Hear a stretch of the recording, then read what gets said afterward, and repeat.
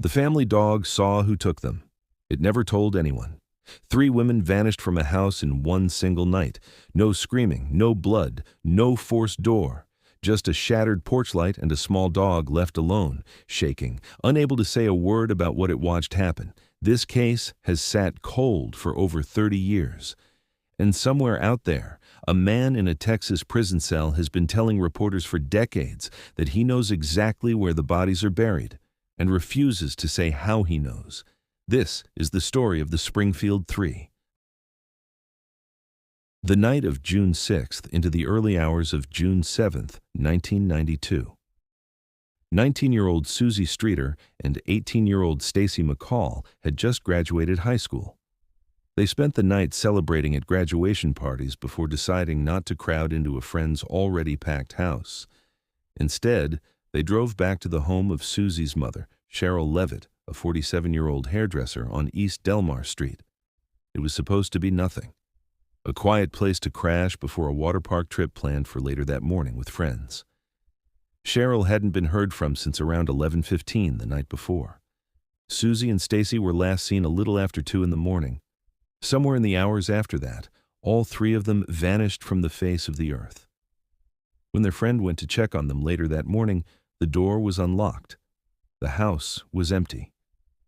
And it looked, according to police, less like people had walked out and more like they had been taken. Now, here's where this case turns from strange into something that keeps investigators up at night. There was no struggle. None. The only sign anything had gone wrong was a broken porch light globe. No blood, no overturned furniture, no forced entry. Every single personal item the 3 women owned was still there. Purses, money, clothing, car keys, cigarettes. Their cars sat untouched in the driveway. Their driver's licenses were inside. Even the medicine cabinet was untouched. 3 grown women gone, and they didn't even take their car keys with them. The only living witness left behind was the family dog. Her name was Cinnamon. She was the one thing in that house that seemed genuinely disturbed, agitated, unsettled, as if she had watched the entire thing happen. She couldn't tell police who came through that door. She still can't. And then there's the phone call that might have solved the entire case if a moment of instinct hadn't destroyed it first. Later that day, when it became clear something was deeply wrong, a family member called police to report the women missing, then checked the house's answering machine. There was a strange message waiting. She listened to it. And in the same motion nearly everyone made with answering machines in 1992, playing it back erased it. Police said afterward the message may have contained a real clue. Whatever it was, it's gone forever. Investigators moved fast. The FBI joined the case within 2 days, by June 9th, and volunteers began combing wooded areas and remote land looking for the women's bodies. They found nothing, but the case had already generated something almost as disturbing as the disappearance itself. A flood of leads, confessions, and suspects who all seemed to circle the same house and never quite land. The first name investigators zeroed in on was Susie's former boyfriend, a man named Dustin Rekla. Just months before the women vanished, Rekla had broken into a Springfield mausoleum with 2 friends and stolen gold fillings from a corpse's skull, about $30 worth. Susie had given a statement to police about that break-in. She was expected to be a witness against him. Rekla and the 2 friends who helped him rob that mausoleum were reportedly together in the area on the exact night the women disappeared. A motive, a location, a timeline that fit. Rekla took a polygraph that June, denied any involvement, and reportedly passed. 2 years later, he testified before a grand jury investigating the case and walked away a free man.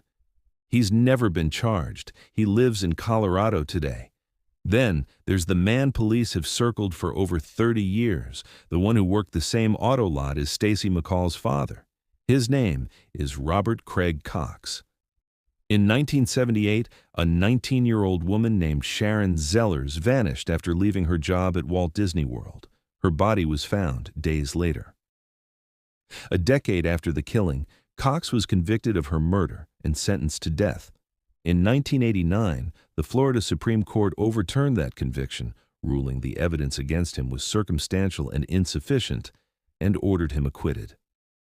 In 1992, he was living right there in Springfield, Missouri. Cox told investigators he'd been at church with his girlfriend the morning after the women vanished. She backed up his story at first, then later admitted he had asked her to lie for him. In 1995, Cox was arrested in Texas for holding a gun on a young girl. And that's when he started talking. "I just know that they are dead," Cox told a reporter inside his prison cell in 1996. "That's not my theory. I just know that. There's no doubt about that." He has repeated versions of this claim to journalists for decades. In 1997, he told reporters the women had been murdered and buried and that their bodies would never be recovered. He has never explained how he knows this. He has never confessed to being involved. He simply knows, or says he does. Cox has stated he'll reveal the full truth only after his mother dies. As of now, he is still sitting in a Texas prison, serving a life sentence for armed robbery. And the truth is still sitting with him. But even Cox's claims led nowhere concrete, because Springfield's cold case has never lacked leads. It's lacked proof. A tipster once told police the three women's bodies were buried beneath the foundation of a hospital parking garage. In 2007, an engineer scanned that section of the garage with ground-penetrating radar and found three anomalies, roughly the same size, that he described as consistent with a grave site.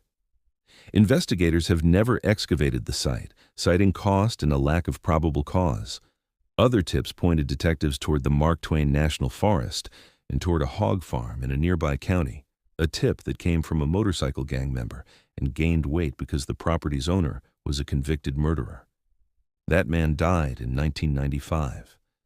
The lead died with him. And then there's the call that came in on New Year's Eve, 6 months after the women vanished. A man phoned the hotline for America's Most Wanted, claiming to have direct knowledge of the abductions. The call dropped when the operator tried to connect him to Springfield police. He never called back. Investigators said at the time that this man had prime knowledge of what happened that night. He was never identified. By 1997, with no bodies, no arrests, and no answers, Cheryl Levitt and Susie Streeter were legally declared dead. But officially, their case is still filed as missing persons, because legally declaring someone dead and proving what happened to them are two very different things. To this day, no one has been arrested. No one has ever been charged. Officially, police have never even cleared a single suspect. Somewhere in Springfield, Missouri, there's a parking garage with three unexplained shapes buried beneath the concrete that no one has ever dug up. There is a man in a Texas prison who claims to know exactly what happened and has decided the truth dies with his mother. There was a phone message that might have named a killer, erased in a single careless second. And there was a small dog named Cinnamon, alone in an empty house, the only witness who saw whoever walked through that door, carrying a secret she will never be able to tell. Three women went to sleep in a quiet Missouri neighborhood in June of 1992. Nobody has seen them since.